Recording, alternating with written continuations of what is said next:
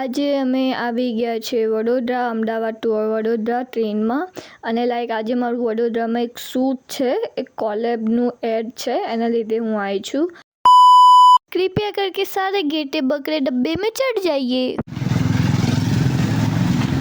તો અમે લોકો ફાઇનલી બરોડા ફાઇનલી અમે બરોડા ઉતરી ગયા છીએ અને હું બાવો બનીને ફરું છું કેમ કે અહીંયા તડકો બહુ વધારે છે બરોડામાં. અને હવે અમે લોકો રિક્ષાની શોધ માટે છીએ. જોઈએ રિક્ષા મળે તો ઠીક, નહીં તો પછી ઉબર બાબત છે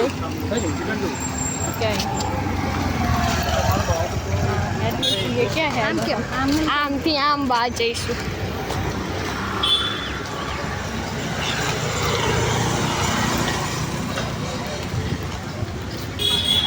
હા બરોડા તો આવી ગયા.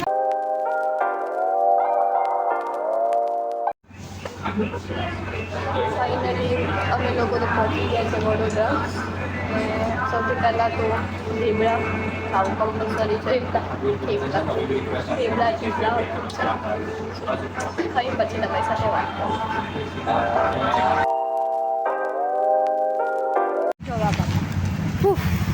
ભૂત બનીને ફરું છું કેમ કે વડોદરામાં તડકો જેટલો છે. બરોડા બોલ, પહેલાં બોલતા શીખ. બરોડા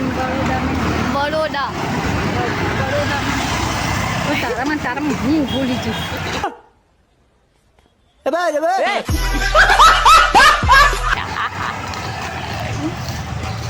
બરોડામાં તડકો જ એટલો છે. અચ્છા એમ, બરોડામાં તડકો એટલો છે. તો રિક્ષાવાળાઓના ભાવ તો બહુ વધારે છે, 150, 180, 200. તો અમે લોકો ઉબર બુક કરીએ છીએ. હવે જોઈએ ક્યાં પહોંચીએ છીએ આપણે. તો इसको कहते हैं बार्गेनिंग. આને કહેવાય બાર્ગેનિંગ.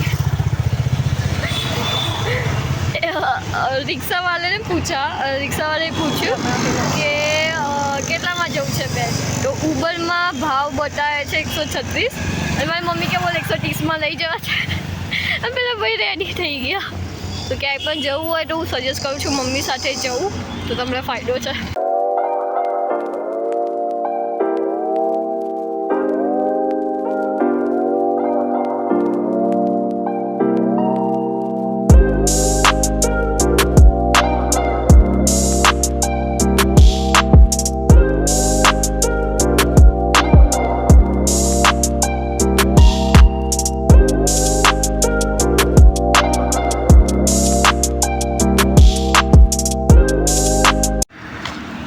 પહોંચી તો ગયા છીએ. રિક્ષા બાબા મૂકી ગયા અમને અહીંયા જગ્યા ઉપર અને હવે જઈ રહ્યા છીએ ત્યાં શૂટ ઉપર એકચ્યુઅલમાં. અને ટ્રેનમાં એવો ડખો થયો હતો કે અમારી ટ્રેન એકચ્યુઅલમાં 1 કલાક ને 30 મિનિટ મોડી હતી. મેં ઓલરેડી એડવાન્સમાં બુકિંગ કરાવી દીધું હતું રિઝર્વેશન સીટમાં, પણ અમારી ટ્રેન ઓલરેડી મોડી હતી. તો પછી એના લીધે અમે બીજી ટ્રેનમાં બેસી ગયા. તો આવવામાં થોડી પ્રોબ્લેમ થઈ. એટલે આમ તો નવો એક્સપિરિયન્સ થયો. એવું કંઈ છે નહીં, આપણે કંઈ નાના બાપના બની નથી જતા, પણ આમ મજા આવી. પ્રોબ્લેમ જ હોય. મમ્મીનું વચ્ચે ના બોલતા યાર. તો હવે જઈએ છીએ અંદર, જોઈએ હવે આગળ શું થાય છે.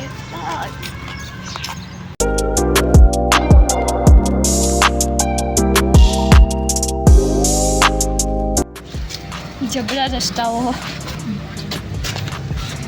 રસ્તા અંતિકા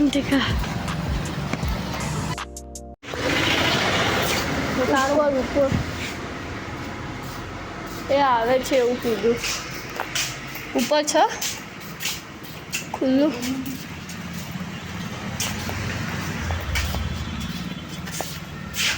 જ છે ઉપર.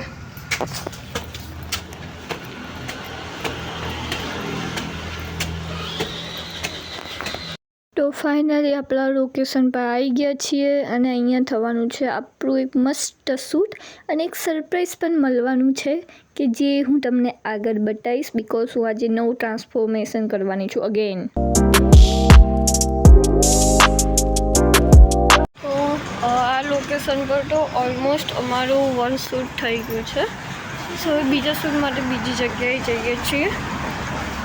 લાઈક ગરમી બહુ છે અને હવે જોઈએ આગળ શું છે.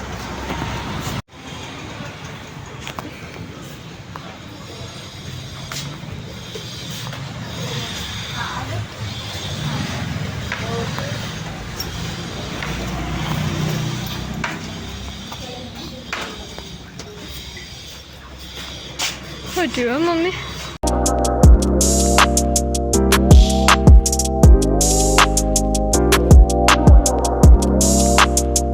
इंजन કરી લઈએ તો બરોબર ને.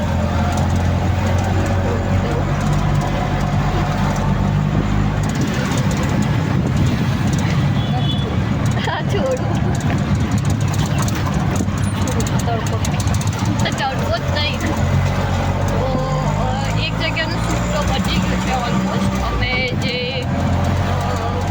સ્ટોરીનું જે ફર્સ્ટ શૂટ હતું એ પતી ગયું. તો હવે બીજા લોકેશન ઉપર જઈએ છીએ એનું સેકન્ડ શૂટ કરવા માટે. અને ગુડ મેકઅપ લગાવી ચશ્મામાં બહુ એ આપું છું. કાળી પલાડી થઈ ગઈ.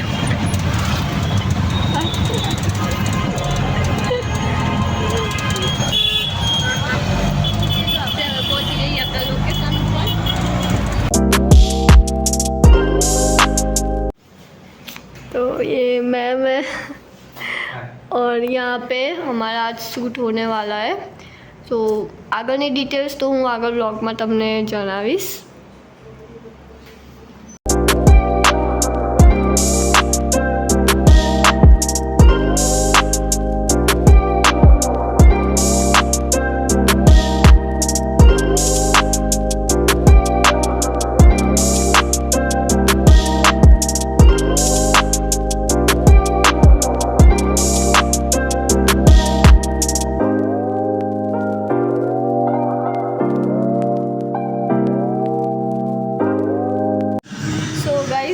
અહીંયા અમે આવ્યા હતા. એકચ્યુઅલમાં મારે એક કોલેબની એડ હતી. સોરી કોલેબોરેશન વર્ક હતું યુટ્યુબ માટેનું. એના માટે હું આઈટી વડોદરા અને એ કોલેબમાં હતું એવું કે મારે હેર કટ કરાવવાના હતા. And C I cut my hair again. હવે બધા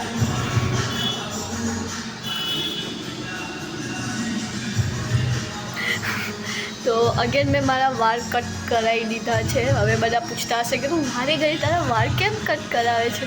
તો bro I really like short hair. Even મારા ફેમિલીમાં પણ મારા મમ્મી પપ્પા હું નાની હતી ત્યારથી મારા વાળ નાના જ રાખતા હતા. બેબી કટ હેર જ રાખતા હતા. ઇગ્નોરી. તો બેબી કટ હેર રાખતા હતા. તો મને હવે ઈચ્છા થઈ ગઈ છે બેબી કટ હેર રાખવાની, બોય કટ હેર રાખવાની. તો મેં પાછા કટ કરાવી દીધા છે હેર. હવે આ વખત એકદમ બહુ જ નાના કરાવી દીધા છે.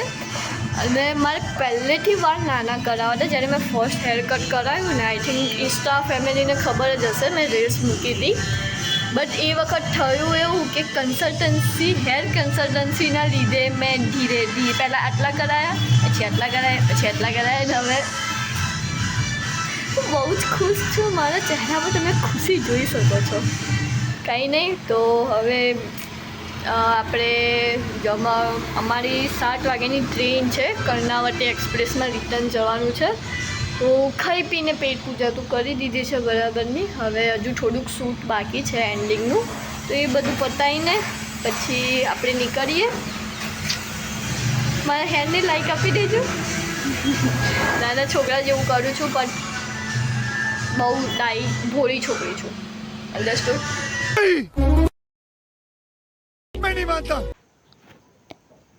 હેલો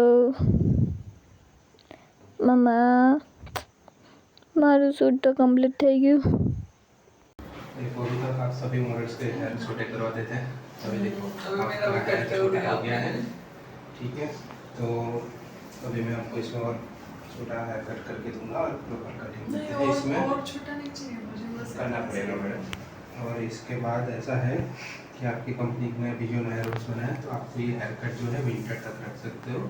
जब से समर वाला जब सूट चालू होगा तो फिर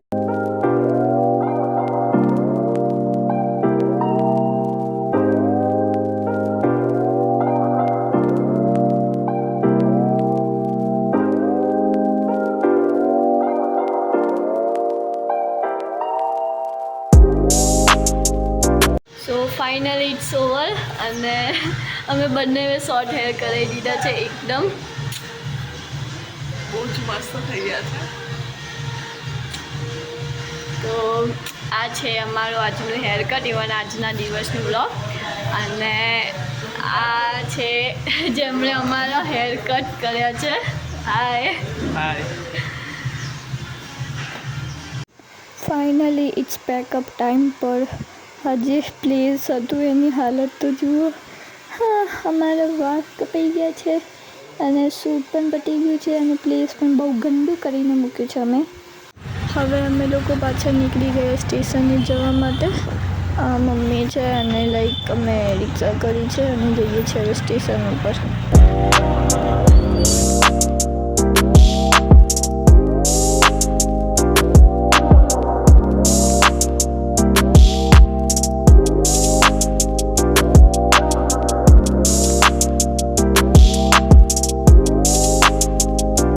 so this is the glimpse of Vadodara. હવે સમજી જાજો યાર. તો લાઈક બધું પતાવીને હવે અમે લોકો આવી ગયા છીએ વડોદરા રેલવે સ્ટેશન અને like it's time to say bye Vadodara.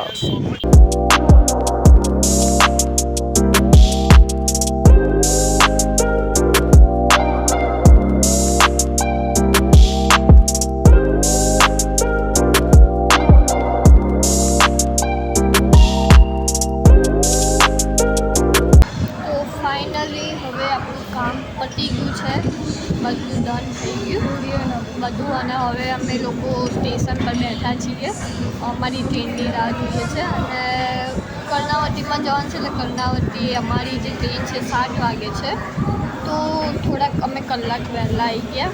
તો સૂર્યનગરી એટલે આપણી જ આપણી કર્ણાવતી છે. તું કેમ આટલું ટેન્શન લે છો મમ્મી? ટેન્શન ના લઈશ, હજુ આવશે શાંતિથી 7 વાગે. મમ્મી છે યાર, હાઈ ટેન્શન ઓફકોર્સ. તો હવે 7 વાગે ટ્રેન છે, તો અડધો કલાકના અહીંયા હજુ અડધો કલાક બેસવાનું છે અમારે. અને સવારે તો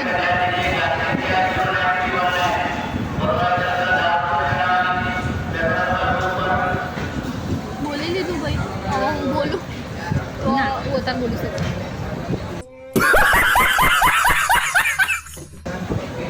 મારી ઇજ્જત જ નહીં. તો સવારે તો તો આજની દિનચર્યા અહીં સમાપ્ત કરીએ છીએ. થેન્ક યુ તમારું બધાનું મારો આ વિડીયો જોવા માટે. આભાર.